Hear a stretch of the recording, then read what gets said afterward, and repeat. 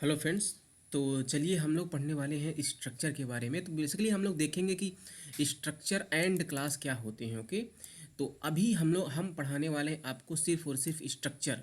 Class का concept अलग है जो मैं आपको बाद में बताऊंगा, लेकिन अगर मैं मोटा मोटा बोलूँ एकदम पूरी परफेक्ट बात, तो स्ट्रक्चर और क्लास में बहुत ज़्यादा डिफरेंस नहीं होता है, सिर्फ एक कीवर्ड का डिफरेंस होता है। हमने क्या बोला कि आपने सी लैंग्वेज में स्ट्रक्चर पढ़ा होगा, राइट? तो वही स्ट्रक्चर का कॉन्सेप्ट सी प्लस प्लस में भी है, लेकिन सी लैंग्वेज के स्ट्रक्चर से थोड़ा सा इस वाले जो सी प्लस प्लस में स्ट्रक्चर है इसको एडवांस किया गया है। तो कुछ सिमिलरिटीज़ भी हैं, कुछ नॉन सिमिलरिटीज़ भी हैं। ओके, तो अगर और सी प्लस प्लस में एक नया कॉन्सेप्ट आया है, क्लास का कॉन्सेप्ट। ओके, तो जब भी हम सी प्लस प्लस के बारे में कोडिंग करते हैं तो मैक्सिमम टाइम में हम लोग स्ट्रक्चर नहीं बनाते, हम लोग क्लास ही बनाते हैं। तो जो ये स्ट्रक्चर यहाँ सी प्लस प्लस में अवेलेबल है, इसको रखा गया है क्योंकि सी लैंग्वेज में ये था इसका कॉन्सेप्ट, लेकिन हम लोग यहाँ पर मोर फोकस किस पर करेंगे? क्लास पर करेंगे। तो जिस तरह से सी प्लस प्लस में स्ट्रक्चर बनता है उसी तरह से क्लास भी बनता है। स्ट्रक्चर और क्लास में ज़्यादा डिफरेंस नहीं होता है, सिर्फ और सिर्फ एक कीवर्ड का अंतर होता है, और भी एक आध माइनर डिफरेंस होता है जो मैं आगे आपके साथ शेयर करूँगा। ओके, तो सबसे पहले हम लोग देखते हैं स्ट्रक्चर। तो स्ट्रक्चर को समझने से पहले हम लोग समझते हैं कि हमें स्ट्रक्चर की नीड क्यों है। ओके, तो मान लीजिए कि मुझे एक स्टूडेंट का रिकॉर्ड स्टोर करना है अपने पास में। हमारे पास कुछ डेटाबेस है, उसमें मुझे स्टूडेंट का रिकॉर्ड को स्टोर करना है। तो सबसे पहले देखिए, स्टूडेंट का क्या होगा? रोल नंबर होगा। स्टूडेंट का रोल नंबर होगा, उसका कुछ ना कुछ क्या होगा? नेम होगा। मान लीजिए उसका कुछ ट्यूशन फ़ी होगी, उसका कुछ ना कुछ डिपार्टमेंट होगा, है ना? तो इस तरह से मुझे कई सारे वेरिएबल्स की ज़रूरत पड़ेगी अगर मुझे एक स्टूडेंट की इंफॉर्मेशन को स्टोर करना है ना? तो मान लीजिए अगर मुझे ये 4 वेरिएबल्स की ज़रूरत पड़ती है एक स्टूडेंट के इंफॉर्मेशन को स्टोर करने के लिए। रियल टाइम में तो देखिए बहुत ज़्यादा वेरिएबल्स की ज़रूरत पड़ेगी, है ना? क्योंकि स्टूडेंट का इन्फॉर्मेशन सिर्फ यही 4 चीज़ें नहीं होती, और भी कई सारी चीज़ें होती हैं। यहाँ पर हम सपोज कर रहे हैं कि मान लीजिए अगर मुझे ये 4 वेरिएबल्स की ज़रूरत पड़ती है एक स्टूडेंट की इन्फॉर्मेशन को स्टोर करने के लिए। तो अगर सोचिए आप कि अगर मुझे 100 स्टूडेंट की इन्फॉर्मेशन को स्टोर करना हो तो मुझे ये 400 वेरिएबल्स बनाने पड़ेंगे, है ना?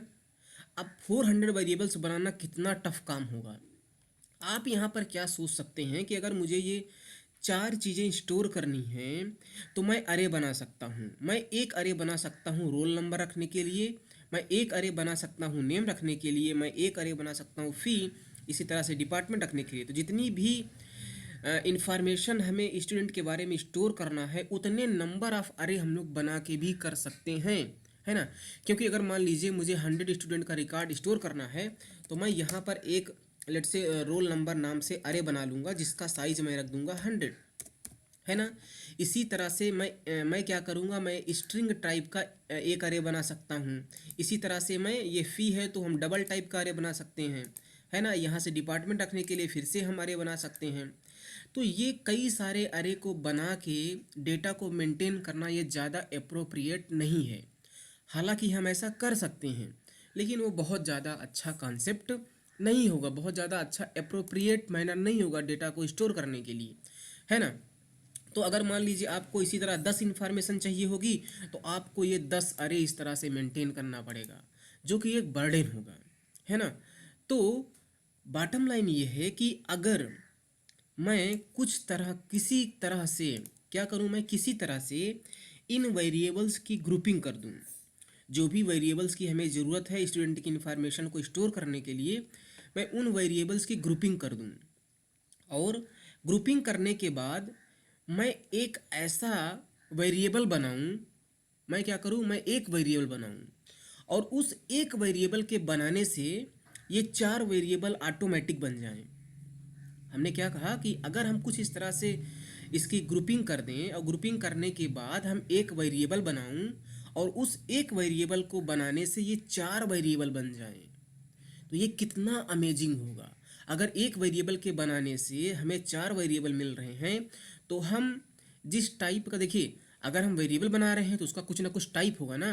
जैसे अगर मुझे नॉर्मल वेरिएबल बनाना है तो हम लिखते हैं इंट एक्स, तो एक्स वेरिएबल बन जाता है जिसका टाइप क्या है, इंट है। लेकिन जब हम वेरिएबल्स की ग्रुपिंग कर देंगे, ग्रुपिंग करने के बाद हम उसे कुछ डेटा टाइप देंगे, है ना, नाम देंगे उसको। हम क्या करेंगे, वेरिएबल्स की ग्रुपिंग करने के बाद नाम देंगे उसको, तो वो एक हमारा नया डेटा टाइप होगा। अभी तक हम लोग क्या डेटा टाइप यूज़ कर रहे थे, इंट, कैर, फ्लोट, डबल यूज़ कर रहे थे, है ना। लेकिन अभी यहाँ पर हम लोग एक नया डेटा टाइप बनाने वाले हैं जो एग्जिस्ट नहीं करता, pre defined primitive data type नहीं है, जैसे इंट, कैर, फ्लोट, डबल है। हम लोग एक डेटा टाइप बनाने वाले हैं, और जब हम लोग एक डेटा टाइप बना दें और उस डेटा टाइप के अंदर हम इन वेरिएबल्स की ग्रुपिंग किए होंगे, तो अब उस डेटा टाइप का यूज़ करके जब हम एक वेरिएबल बनाएंगे तो ये 4 वेरिएबल क्रिएट हो जाएंगे। और सोचिए कि अगर उस डेटा टाइप का यूज़ करके हम एक अरे बना दें 100 साइज का, तो वो 100 वेरिएबल्स बन जाएंगे और हर एक वेरिएबल के अंदर ये 4 वेरिएबल होंगे। तो कितना अमेजिंग है ये बहुत ही अमेजिंग है। तो हमें एक नया डेटा टाइप बनाना है जो प्रिमिटिव डेटा टाइप नहीं है, पहले से नहीं बना है, हमें खुद बनाना है। तो इसीलिए हम उसको बोलते हैं यूजर डिफाइंड डेटा टाइप। हम डेटा टाइप की जब बात करते हैं तो हमारे पास दो तरह से डेटा टाइप हम C++ में बना सकते हैं। एक होता है प्रिमिटिव डेटा टाइप जो पहले से बना है, जैसे इंट, कैर, फ्लोट, डबल। एक होता है यूजर डिफाइंड डेटा टाइप, और यूजर डिफाइंड डेटा टाइप हम बना सकते हैं स्ट्रक्चर या क्लास का यूज करके। तो अभी हम लोग सीखने वाले हैं क्या, स्ट्रक्चर। तो हमें एक डेटा टाइप बनाना है, तो डेटा टाइप बनाने के लिए आपको क्या करना पड़ेगा, आपको लिखना पड़ता है ये स्ट्रक्ट कीवर्ड। ओके, क्या लिखना है, स्ट्रक्ट कीवर्ड। और स्ट्रक्ट कीवर्ड लिखने के बाद आपको डेटा टाइप का नाम लिखना है ना। जैसे हमारे पास इंट एक डाटा टाइप है, फ्लोट एक डाटा टाइप है, कैरेक्टर एक डाटा टाइप है, डबल एक डाटा टाइप है। उसी तरह से स्ट्रक्ट कीवर्ड लगाने के बाद आपको डेटा टाइप का नाम लिखना है। अपने अकॉर्डिंग कुछ भी आप डेटा टाइप का नाम रख सकते हैं। तो मैं यहाँ पर स्टूडेंट की इंफॉर्मेशन को स्टोर कर रहा हूँ, तो मैंने लिख दिया स्टूडेंट। तो मैं अब एक स्टूडेंट टाइप का डेटा टाइप बना रहा हूँ। अब ये हमारा, और यहाँ पर हम लगा देंगे इस तरह से करली ब्रेसेस और लगाएंगे सेमी कॉलन। तो अब मैं स्टूडेंट का यूज करके वेरिएबल्स बना सकता हूँ।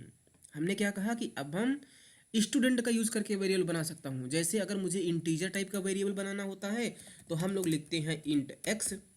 अब अगर मुझे इस स्टूडेंट टाइप का वेरिएबल बनाना है तो हम लोग लिखेंगे स्टूडेंट एस। इस तरह से वेरिएबल्स बना लेंगे हम लोग। तो हमने ये स्टूडेंट जो है ये एक नया डेटा टाइप बना दिया है ना। तो स्ट्रक्चर बनाना, स्ट्रक्चर डिफाइन करना एक नया डेटा टाइप बनाना होता है। Creating structure means defining a new data type, है ना। अब जब हमने ये एस वेरिएबल बनाया है, तो अभी हमने कहा कि जब भी मैं एस वेरिएबल बनाऊंगा इसके अंदर 4 वेरिएबल होंगे। तो ये जो वेरिएबल्स हमने बनाया है ना, इन वेरिएबल्स को इस स्टूडेंट के अंदर मुझे डिक्लेयर करना पड़ता है। तो अगर मैं रोल नंबर इंटीजर टाइप होगा तो हमने लिख दिया इंट रोल नंबर, है ना। और नेम को स्टोर करने के लिए मैं बना सकता हूँ एक कैर अरे, लेट से नेम नाम से, उसका साइज मैं 50 रख लेता हूँ इस तरह से। ओके, हमने इसका साइज क्या किया, 50 रख लिया। और मान लीजिए फ़ी को हमें रखना है तो हम लोग डबल टाइप का एक वेरिएबल बना सकते हैं इस तरह से। ओके, तो अभी मैं इसको 3 ही वेरिएबल ले रहा हूँ। ओके, मैं इसको यहाँ से हटा दे रहा हूँ। तो हमने क्या किया कि इस स्ट्रक्चर के अंदर हमने 3 वेरिएबल्स बनाए हैं, और ये वेरिएबल प्रीमिटिव टाइप के हैं। ये वेरिएबल प्रीमिटिव टाइप के हैं, है ना। तो जो स्ट्रक्चर होता है वो क्या, प्रीमिटिव डेटा टाइप का कलेक्शन होता है। हम ऐसा नहीं बोलेंगे। अगर मान लीजिए हमारे पास कुछ और यूजर डिफाइंड डेटा टाइप हो तो उस टाइप का भी वेरिएबल हम इसके अंदर बना सकते हैं, है ना। तो इस स्ट्रक्चर के अंदर हम चाहें प्रिमिटिव वाले वेरिएबल डिक्लेयर करें, या हम कुछ यूजर डिफाइंड वाले वेरिएबल्स भी डिक्लेयर कर सकते हैं, जो अभी आपको मैं आगे बताऊंगा। तो अभी क्योंकि हमने ये 3 वेरिएबल इस स्ट्रक्चर के अंदर बनाते समय डिक्लेयर किया है, तो जब भी मैं इस स्टूडेंट का वेरिएबल बनाऊंगा, जैसे हमने बनाया स्टूडेंट एस, तो इस एस के अंदर 3 वेरिएबल होंगे, है ना। मैं इसका नाम एस से चेंज करके S1 कर लेता हूँ। ओके, जस्ट अ सेकेंड, मैं S1 क्यों कर रहा हूँ, क्योंकि मुझे आपको डायग्राम दिखाना है। मैं इस S का नाम चेंज करके S1 रख लेता हूँ। ओके, ये मान लीजिए कि ये S1, तो मान लीजिए कि ये S1 है। ओके, ये S1 हमने बनाया है। तो इस S1 के अंदर ये 3 मेंबर वेरिएबल होंगे, ये 3 मेंबर वेरिएबल होंगे, है ना। तो ये कितना अमेजिंग है, हमने एक वेरिएबल बनाया और उसके अंदर हमें 3 वेरिएबल मिल गए। और अगर S1 की मेमोरी को आपको समझना है तो आप ये वाला डायग्राम देखिए। हमने बनाया है S1, उसके अंदर 3 वेरिएबल हमने बनाए हैं, इन्हें हम बोलते हैं member variable, member variable of S1, है ना। मान लीजिए अगर मैं एक और वेरिएबल बनाऊं S2 नाम से, तो वो S2 के अंदर भी 3 मेंबर वेरिएबल होंगे। तो ये बोलेंगे मेंबर वेरिएबल ऑफ S2, ये जो है मेंबर वेरिएबल ऑफ S1।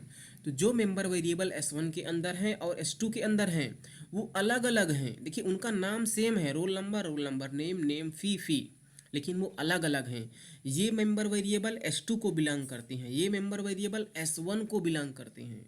तो ये कितना अमेजिंग हो गया है कि हम लोग एक वेरिएबल बना रहे हैं, user defined data type which is student, उसका यूज करके तो हमें 3 वेरिएबल मिल जा रहे हैं, है ना।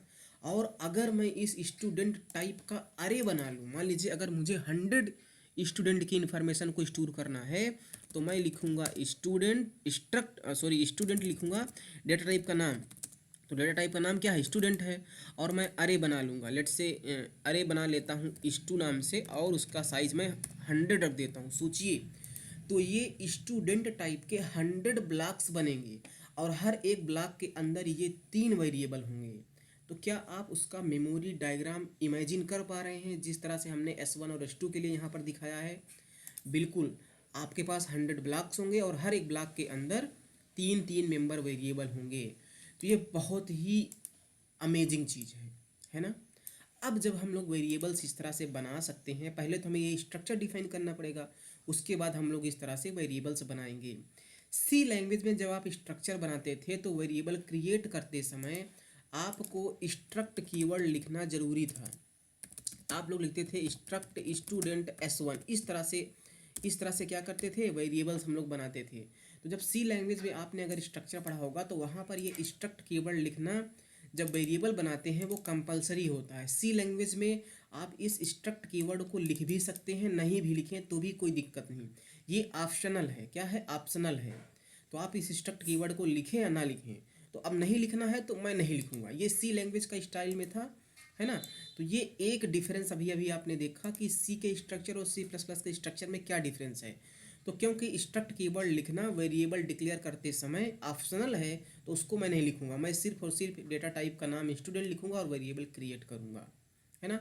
अब जब हमने सीख लिया कि स्ट्रक्चर किस तरह से बनाते हैं, उसका वेरिएबल किस तरह से बनाते हैं, तो अब बात आती है कि ये जो मेंबर वेरिएबल बनते हैं इस स्ट्रक्चर के वेरिएबल के अंदर, उनमें हम किस तरह से वैल्यू रखेंगे, उन वैल्यूज़ को किस तरह से रिट्रीव करेंगे, है ना। तो ये सारी चीज़ें हम लोग देखने वाले, और पॉइंटर का कॉन्सेप्ट हम किस तरह से यहाँ पर इंट्रोड्यूस करेंगे, वो सारी चीज़ें हम लोग देखने वाले हैं। तो स्ट्रक्चर के बारे में आपने क्या सीखा कि जब भी हम स्ट्रक्चर बनाते हैं मतलब एक नया डेटा टाइप बनाते हैं, तो defining a structure means creating a new data type and that will be the user defined data type, not the primitive one. Primitive data type पहले से बने हैं, इंट, कैर, फ्लोट या डबल, है ना। लेकिन स्टूडेंट हमने डिफाइन किया है, ये हमने नाम दिया है, हमने डिफाइन किया है स्ट्रक्चर का यूज करके, तो इसको हम बोलते हैं यूजर डिफाइंड डेटा टाइप, है ना। दूसरा पॉइंट हमने यहाँ पर क्या लिखा है कि जो ये स्टूडेंट है ये collection of non similar element है ना। देखिए यहाँ पर रोल नंबर है वो इंटीजर टाइप का है, नेम है वो कैर है, फी है वो डबल है। तो इसके अंदर हम लोग डिफरेंट डिफरेंट टाइप के वेरिएबल को डिक्लेयर करते हैं, मतलब जो स्ट्रक्चर है वो collection of non similar element है। हम सिमिलर भी लग सकते हैं, ऐसा नहीं कि हमने एक इंटीजर टाइप का वेरिएबल बना दिया इसके अंदर तो हम एक और वेरिएबल नहीं बना सकते, हम कितने भी वेरिएबल बना सकते हैं स्टूडेंट के अंदर, ये डिपेंड नहीं करता डेटा टाइप पर। ओके, तीसरी बात हमने लिखा है कि ये एक यूजर डिफाइंड डेटा टाइप है, बिल्कुल।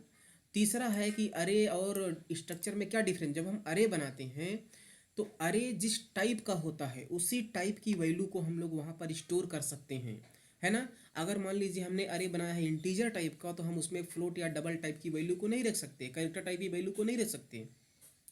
तो वो अरे जो है वो कलेक्शन ऑफ सिमिलर एलिमेंट बोला जाता है। लेकिन स्ट्रक्चर, क्योंकि इसके अंदर आप एग्जांपल में देख ही रहे हैं कि हमने कई तरह के वेरिएबल्स बनाए हैं, तो ये जो स्ट्रक्चर है वो कलेक्शन ऑफ डिसिमिलर एलिमेंट है ना, या नॉन सिमिलर एलिमेंट आप बोल सकते हैं।